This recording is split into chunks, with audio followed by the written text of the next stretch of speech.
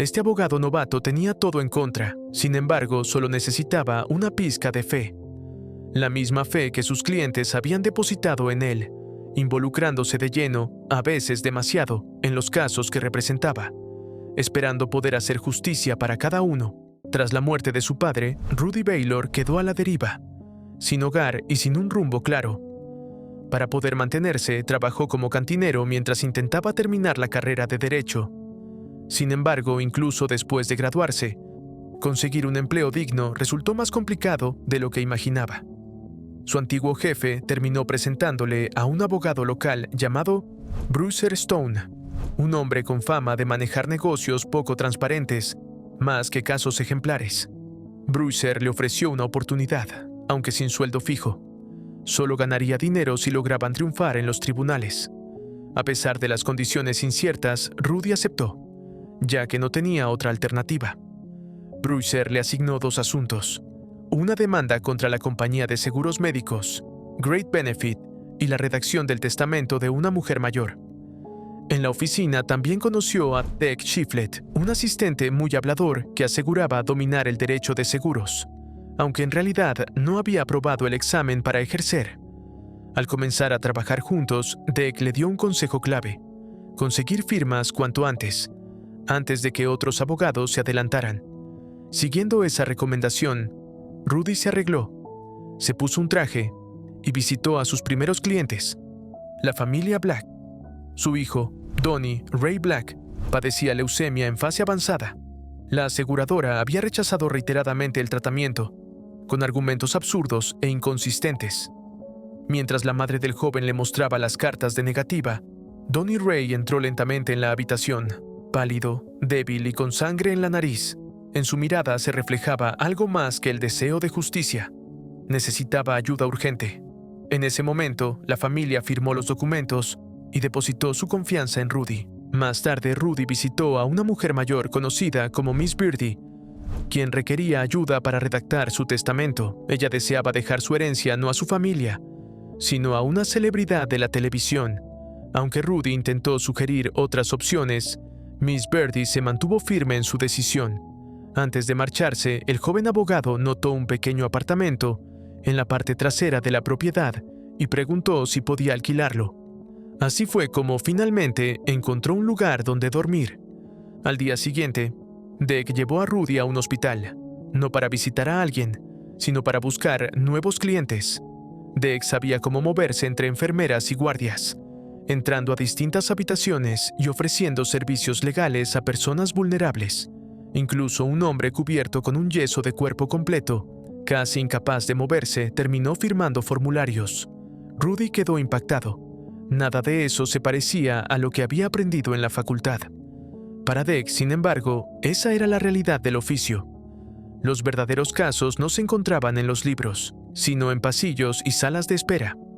Desde entonces, los días de Rudy transcurrieron más en hospitales que en una oficina. Una jornada, mientras estudiaba para el examen de habilitación profesional, observó a una joven enyesada acompañada por un hombre cuya actitud dominante resultaba inquietante. La muchacha tenía moretones y un gesto de miedo evidente. Cuando el hombre le gritó, Rudy comprendió que estaba ante un caso de violencia doméstica. Informó de inmediato a Dec, quien explicó que se trataba de un patrón repetido. La joven se llamaba Kelly Riker y había sufrido agresiones anteriormente, pero nunca había presentado cargos. Aún así, Rudy no pudo dejar de pensar en ella. Por otro lado, el asunto del testamento comenzó a volverse extraño. Miss Birdie había sido acomodada gracias a los ahorros de su difunto esposo, pero ahora apenas conservaba $40,000, ya que gran parte de su fortuna se había perdido entre impuestos y malas inversiones. Mientras tanto, Rudy reunió el valor para hablar directamente con Kelly. Se presentó con delicadeza y le dejó claro que podía contar con él si alguna vez necesitaba ayuda. La conversación entre ambos fluyó con naturalidad, y Kelly pareció sentirse segura a su lado. Rudy la animó a alejarse de su esposo y a denunciar los abusos, pero el miedo de ella era profundo. Creía que cualquier intento de escapar podría costarle la vida. Rudy no insistió. Simplemente la escuchó y respetó su temor. Al día siguiente, Rudy escuchó ruidos en su apartamento y, Pensando que se trataba de un intruso, gritó alarmado. En realidad, se trataba de la nuera de Miss Birdie y de su hijo, quienes habían acudido con la intención de averiguar detalles sobre el testamento. Esperaban noticias favorables para sus intereses, pero Rudy mantuvo la ética profesional y se negó a revelar información confidencial. Con rapidez, insinuó que Miss Birdie aún conservaba una suma considerable de dinero. Al escuchar eso, la actitud del hijo cambió de inmediato y comenzó a mostrarse más afectuoso con su madre, incluso sugiriendo que se mudara con ellos a Florida por un tiempo. A pesar de las distracciones y complicaciones, Rudy continuó preparándose con determinación para el examen que le permitiría ejercer formalmente. A diferencia de muchos abogados, no veía a sus clientes como simples expedientes. Establecía un vínculo genuino con ellos. Sacaba a Donnie Ray a tomar aire fresco, visitaba a Miss Birdie con frecuencia y los trataba con cercanía. Finalmente, llegó la noticia esperada. Había aprobado el examen y ahora era oficialmente abogado. Para celebrarlo, Rudy y Dec se reunieron con Brewster en un restaurante. Allí, el jefe los sorprendió con un bono de $5,000 y les indicó que se encargaran personalmente de los argumentos en el tribunal. Poco después, Dec encontró en el periódico una noticia preocupante. El antiguo socio de Brewster había sido arrestado. Sospechaba que podría delatar los negocios ilegales de la firma. La amenaza no tardó en hacerse realidad. A la mañana siguiente, agentes del FBI irrumpieron en la oficina. Brewster desapareció sin dejar rastro, y Rudy y Dec quedaron solos. Aunque Dec aún no contaba con licencia, ambos se prepararon para enfrentar el juicio por su cuenta. En la corte, Rudy dio un paso al frente y admitió con honestidad que todavía no había sido formalmente juramentado. Antes de que el juez pudiera tomar una decisión, el abogado de la compañía aseguradora, Leo F. Drummond, intervino y solicitó que se le permitiera continuar con el caso. De manera inesperada, el juez accedió y permitió que Rudy prestara juramento en ese mismo momento. Con ello, quedó oficialmente habilitado para ejercer. Más tarde, en el despacho privado del juez, Leo F. Drummond decidió mover sus fichas. Se presentó como uno de los abogados más costosos y prestigiosos del país y puso sobre la mesa una oferta rápida de acuerdo: $75,000. No era solo una propuesta económica, sino también una advertencia. Si Rudy la rechazaba, el proceso se convertiría en una guerra abierta. Incluso el propio juez le aconsejó aceptar, recordándole que las grandes aseguradoras casi nunca pierden en los tribunales. Rudy no respondió de inmediato. Prefirió llevar la oferta ante la familia Black. Sin embargo, ellos ya habían recorrido un camino demasiado doloroso como para rendirse ahora. Expresaron con firmeza que deseaban luchar hasta el final. Esa determinación fue suficiente para que Rudy confirmara su decisión. Con el caso tomando un rumbo serio, Rudy y Dec alquilaron un pequeño apartamento y lo transformaron en su propio despacho jurídico. Rudy se sumergió por completo en la investigación, revisando documentos y preparando cada detalle con dedicación. Una noche, Dec lo llamó con noticias inesperadas. El juez asignado al caso había fallecido de un infarto. Su reemplazo sería el juez Tyrone Kepler, un hombre reconocido por su integridad, con formación en Harvard y fama de ser justo. Para Leo, aquello representaba un problema. Para Rudy, era una esperanza en medio de la incertidumbre. En la primera audiencia ante el juez Kepler, Rudy solicitó que el testimonio de Donnie Ray se tomara en su casa, ya que el joven estaba demasiado enfermo para acudir al tribunal. Leo objetó de inmediato, pero esta vez el juez no cedió. Para la defensa, el nuevo juez se convirtió en un obstáculo firme. Para Rudy, en una oportunidad real de acercarse a la justicia. El día de la declaración llegó. El juez Kepler, acompañado por varios abogados impecablemente vestidos de Great Benefit, acudió a la modesta vivienda de los Black. Dentro, Dec ayudó a organizar el espacio mientras el padre de Donnie, aún marcado por traumas de guerra, permanecía en silencio. A pesar de su debilidad, Donnie ofreció su testimonio con serenidad, consciente de que quizás sería su última oportunidad de ser escuchado. Días después, Rudy viajó en autobús hasta Cleveland para interrogar a empleados en la sede central de la aseguradora. En una oficina fría y aséptica, se enfrentó a una larga mesa de abogados defensores que lo miraban con superioridad. Al preguntar por la reclamación de los Black, el ambiente se tensó. Los empleados que habían gestionado el caso ya no trabajaban allí. Todos habían desaparecido sin explicación. Aún así, Rudy no se dio por vencido. Mencionó por nombre al vicepresidente de la compañía. Por fortuna, ese directivo todavía ocupaba su puesto, y Rudy decidió citarlo a declarar. Salió de Cleveland con apenas un hilo del cual tirar. Pero a veces un simple hilo puede deshacer una estructura enorme. Poco después, llegó una noticia devastadora. Donnie Ray falleció. A pesar de contar con seguro y de los avances médicos disponibles, el joven murió sin recibir el tratamiento necesario. La tristeza se volvió insoportable, pero en Rudy también despertó una determinación más fuerte. Aunque carecía de experiencia y enfrentaba a abogados veteranos, estaba dispuesto a luchar con todo lo que tenía. Esa misma noche, Kelly Riker llamó con la voz temblorosa. Había sido golpeada nuevamente.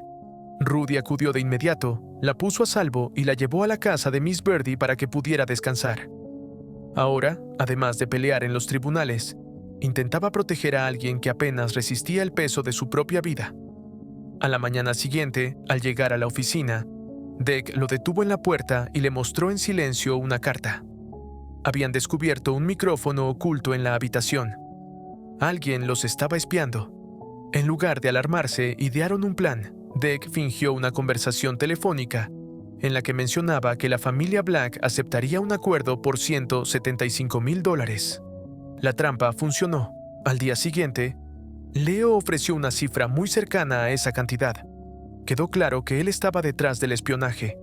Lejos de denunciarlo, Rudy y Deck decidieron aprovechar la situación. Organizaron otra estrategia, esta vez relacionada con la lista del jurado. Simularon una llamada comprometida usando un teléfono público mientras un desconocido fingía ser miembro del jurado. Tal como esperaban, Leo cayó en la provocación. El primer día del juicio, irrumpió en la sala acusando a Rudy de haber contactado ilegalmente a un jurado. Sin embargo, el hombre implicado perdió la paciencia y golpeó a Leo frente a todos, desatando el caos. Rudy y Deck no pudieron evitar una discreta satisfacción al ver cómo la seguridad del abogado rival comenzaba a resquebrajarse. Mientras tanto, Kelly finalmente firmó los documentos de divorcio en la casa de Miss Birdie. Por primera vez parecía albergar esperanza. Durante el juicio, Rudy intentó demostrar ante el jurado la frialdad de la compañía presentando las cartas de rechazo enviadas a la señora Black. Sin embargo, al interrogarla, Leo objetó alegando que estaba sugiriendo respuestas. El juez Kipler intervino con calma, orientando a Rudy sobre cómo formular adecuadamente las preguntas. Quedaba claro que aún estaba aprendiendo y que la sala podía ser un entorno implacable. Cuando llegó el turno de Leo, dirigió sus ataques directamente hacia la señora Black. Sostuvo que ella sabía que el cáncer de su hijo era terminal y que el trasplante no habría cambiado el desenlace. Sus palabras buscaban retratarla como deshonesta. No obstante, la madre respondió con serenidad que solo deseaba el mejor tratamiento posible para su hijo, como cualquier madre haría. En ese instante, Rudy comprendió que, pese a su juventud e inexperiencia, su compromiso con lo correcto tenía valor. Esa noche, Kelly regresó a su casa acompañada por Rudy para recoger sus pertenencias. Su esposo los estaba esperando. La situación se tornó violenta. Rudy intervino con un bate para detener la agresión, pero Kelly tomó el control y terminó enfrentando ella misma la amenaza. Cuando la policía llegó, fue arrestada por homicidio. Rudy observó impotente desde el automóvil. Finalmente, el tribunal determinó que había actuado en defensa propia, y Kelly recuperó su libertad. En el juicio principal, Rudy interrogó al vicepresidente de Great Benefit acerca de las respuestas crueles enviadas a la familia Black. El ejecutivo intentó restar importancia a todo, alegando que atravesaba un periodo difícil. Cuando Rudy preguntó por una empleada clave despedida apenas 2 días antes del juicio, el directivo afirmó no recordar detalles. La verdad parecía desvanecerse nuevamente. Sin embargo, Deck continuaba investigando en segundo plano. Tras indagar, localizó a la ex empleada, Jackie Lemanchik.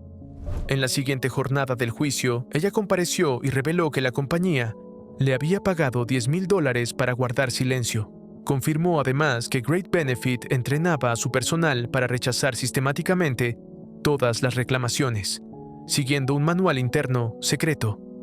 El testimonio marcó un punto decisivo. La defensa reaccionó con rapidez, intentando desacreditarla al mencionar su problema con el alcohol, su situación como madre soltera y una relación pasada con el vicepresidente. Jackie no negó nada. Explicó con calma que ese ambiente corporativo era el único modo de ascender dentro de la empresa. Aún así, el juez dictaminó que el manual de reclamaciones no podía admitirse como prueba, porque había sido obtenido de manera ilegal. Una vez más, todo lo que Rudy había construido parecía derrumbarse. Esa noche, Deck logró contactar a Bruiser, quien se encontraba escondido en el Caribe. Durante la conversación, obtuvo información sobre un caso anterior en el que pruebas obtenidas de forma cuestionable sí habían sido admitidas por el tribunal, abriendo una nueva posibilidad para continuar la batalla. Con esa información en sus manos, decidieron arriesgarlo todo. En la etapa final del juicio, Rudy se presentó con una determinación renovada. Citó el precedente legal descubierto y solicitó que el manual interno fuera admitido como prueba. Ante la mirada tensa de Leo F. Drummond, el juez permitió que avanzara. Acto seguido, Rudy llamó al director ejecutivo de Great Benefit al estrado. Bajo juramento, el alto directivo se vio obligado a leer en voz alta el fragmento del manual donde se instruía a los empleados a rechazar todas las reclamaciones, sin importar cuán legítimas o urgentes fueran. Después, Rudy presentó cifras contundentes: más de 11,000 reclamaciones registradas y más de 9,000 denegadas. Acompañó esos datos con informes corporativos y registros internos que evidenciaban hasta qué punto la política de la empresa estaba basada en la negativa sistemática. El documento revelaba incluso que, dado que los trasplantes de médula ósea se habían convertido en un procedimiento estándar, la compañía habría estado financieramente justificada en invertir en clínicas especializadas. Aquella contradicción dejó al descubierto la magnitud de la crueldad empresarial. Llegó el momento de los alegatos finales. Leo, elegante y calculador, pidió al jurado que protegiera a compañías como Great Benefit, argumentando que eran esenciales para el país y advirtiendo que no se dejaran engañar por una madre que, según él, había exagerado la situación. Cuando Rudy tomó la palabra, optó por la sencillez. Proyectó el último video del testimonio de Donnie Ray, el joven que solo pedía una oportunidad justa para vivir. En la grabación, el muchacho afirmaba que con un trasplante de médula habría tenido un 90% de probabilidades de sobrevivir. Mientras el video se reproducía, el señor Black colocó en silencio la fotografía de su hijo frente al director ejecutivo. Rudy miró al jurado y les recordó que, si la compañía quedaba impune, cualquier persona podría ser la siguiente en recibir una negativa cuando más necesitara ayuda. Los instó a escuchar no solo con la razón, sino también con la conciencia. Poco después, el jurado regresó con su veredicto. Great Benefit debía pagar $50 millones a la familia Black. La decisión fue contundente. Rudy y Deck estaban destinados a recibir más de 15 millones en honorarios legales. Sin embargo, la celebración duró poco. Un fax llegó con noticias inesperadas. Great Benefit se había declarado en bancarrota y su director ejecutivo había sido detenido mientras intentaba huir del país. El dinero ya no estaba disponible. Rudy informó a la señora Black. Ella escuchó en silencio y, para sorpresa de todos, sonrió con serenidad. El dinero nunca fue su verdadera meta.